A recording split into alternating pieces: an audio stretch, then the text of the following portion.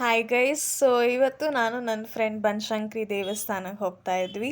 So finally reach ಆದ್ವಿ and ಅವತ್ತು actually ಶುಕ್ರವಾರ ನಾವು ಹೋಗಿದ್ದ ದಿನ. ಸೊ ಸಿಕ್ಕಾಪಟ್ಟೆ ರಶ್ ಇತ್ತು ಆ್ಯಂಡ್ ಹೋಗಿ ಕೈಕಾಲೆಲ್ಲ ತೊಳ್ಕೊಂಡು ಆ್ಯಂಡ್ ಅಫ್ಕೋರ್ಸ್ ಅಮ್ಮನವ್ರ ದೇವಸ್ಥಾನಕ್ಕೆ ಹೋಗ್ತಿದ್ದೀವಿ ಅಂತಂದಾಗ ಡೆಫಿನೆಟ್ಲಿ ನಿಂಬೆಹಣ್ಣಿನ ದೀಪ ತುಂಬಾ ಇಷ್ಟ ಆಗುತ್ತೆ.